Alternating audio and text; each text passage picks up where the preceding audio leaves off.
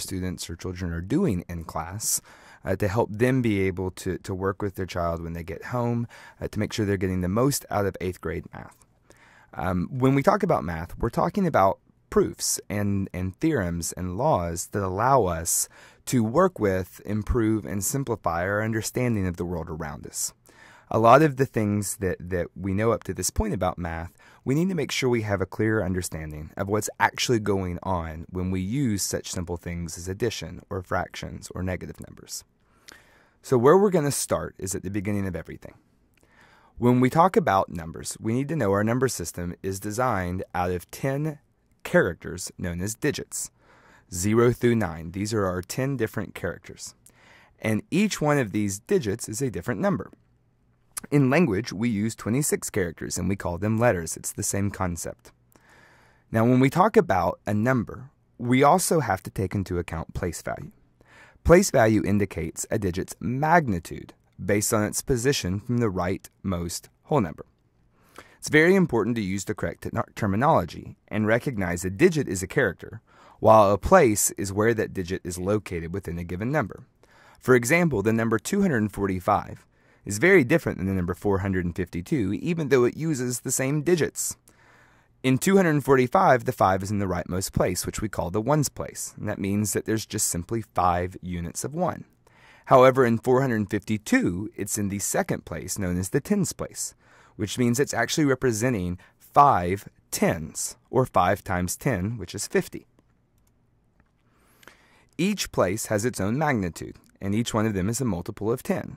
We have the ones place, the tens place, the hundreds place, and as we count up once we get to 9, we don't have another character to represent a larger quantity, and that's why this is the tens place. As we count up by tens, we get to 90, and we run into the same place, so we move to the hundreds, and so on and so on. Each 5 in this large number represents a different value, even though it's the same digit or character over and over and over again. For example, a way to write this number out, instead of just saying 245, is to write it out in what's called expanded notation, where we say, okay, well, this is 200, so it's actually 200, and, or plus, 4 tens, which is actually 40, and 5 ones. We're going to be working with this expanded notation a lot because it's going to help us explain properties about addition, subtraction, and multiplication. We can think about it in context of money as well and say if she has $200 bills, 4 $10 bills, and 5 ones, that's 200 plus or and 40 and 5, which is the same thing as 245. In class, I would ask students to write these numbers out in expanded form to give them an opportunity to work with that. Now we're going to be working on a number line a lot. Our number line is starting at 0, a series of ticks that each have a length of 1. As we combine these units of 1, we get our individual numbers. The first unit is simply 1. And if we go up by 1 twice, if we add 1 plus 1, or have 2 units of 1, we have the number 2. 3 units of 1 is the number 3, and so on and so on. This series of numbers that's each 1 unit apart from the previous number is known as whole numbers. Then when we talk about addition, we're talking about just combining whole numbers.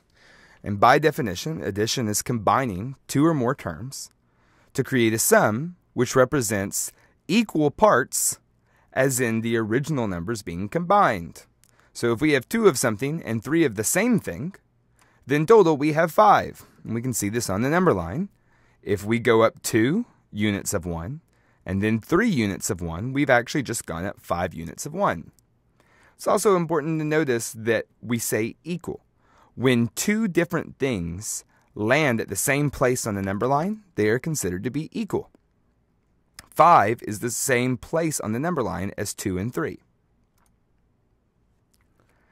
Now that we feel a little bit more comfortable with the number line, a positive number is defined as any number that represents rightward movement on the number line.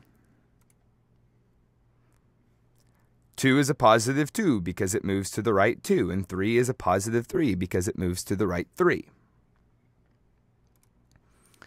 Now, the beauty of the addition algorithm is it allows us to combine large numbers.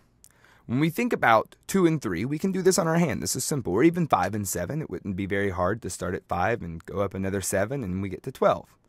But if I asked you to count up from 234 another 625, that would be a very tedious process. And this is where the addition algorithm comes in. If math is about simplifying the world, if it's about improving it, it's about being able to make it as easy to work with as possible, then that's why we need to simplify the process of counting up such large numbers. I also want to point out that the word algorithm just means the steps involved in doing something. I'll reference more than once that there's a peanut butter and jelly sandwich algorithm. And the first step is to get out bread, and the next step is to get out the peanut butter, and the next step is to get out the jelly, and so on and so on. An algorithm, I don't want anyone to be thrown off because I know this isn't that common of a word, but algorithm just means the step-by-step process to do something.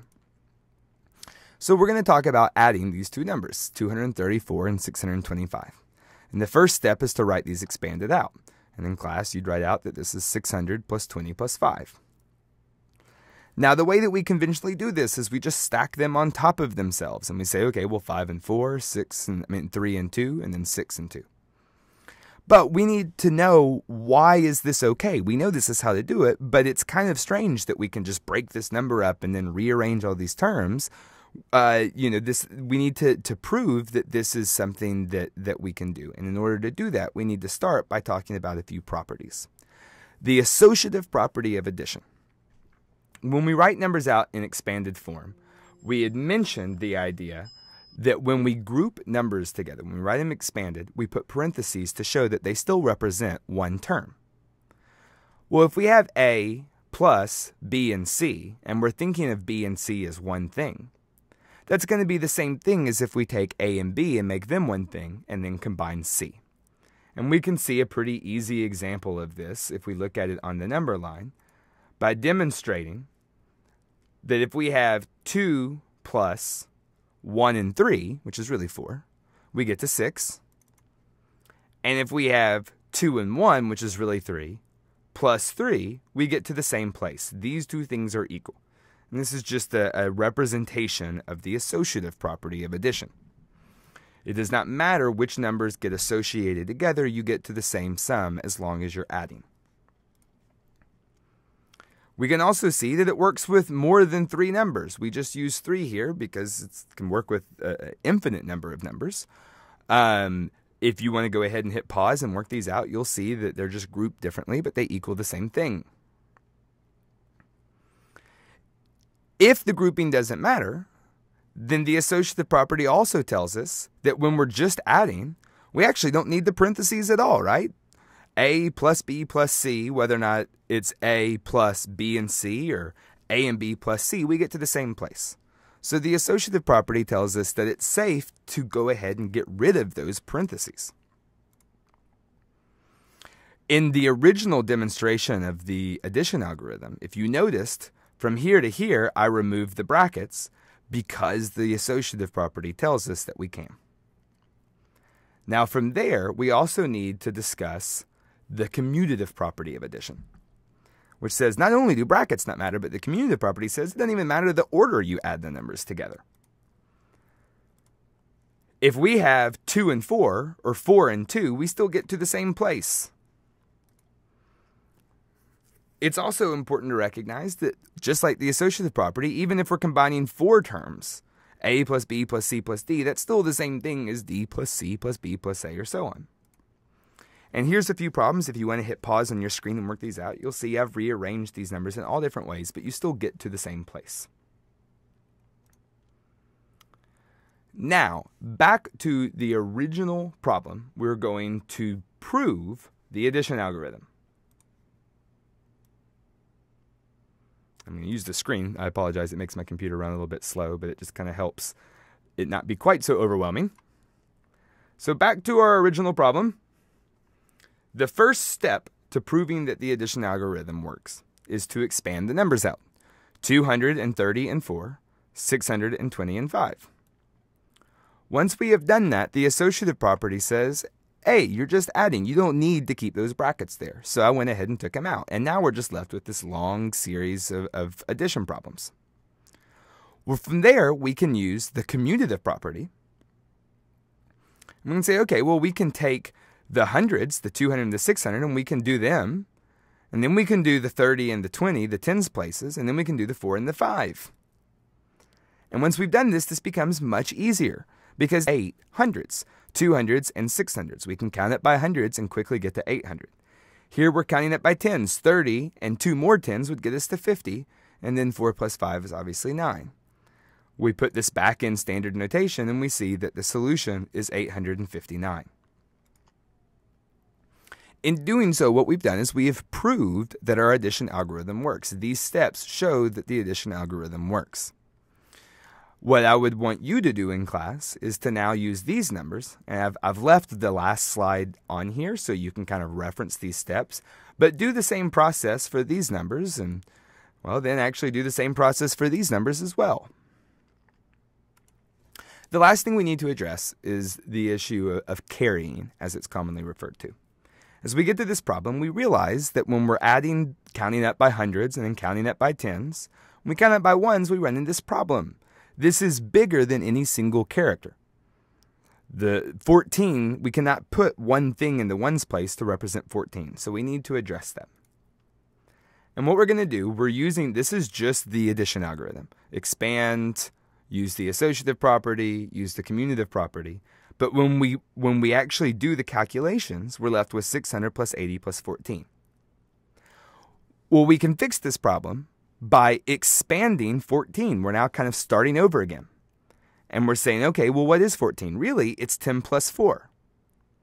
So now we're left with 600 plus 80 plus 10 plus 4. And once again, we're adding so we can get rid of those parentheses. And then we can, because the parentheses are gone, combine 8 and 10.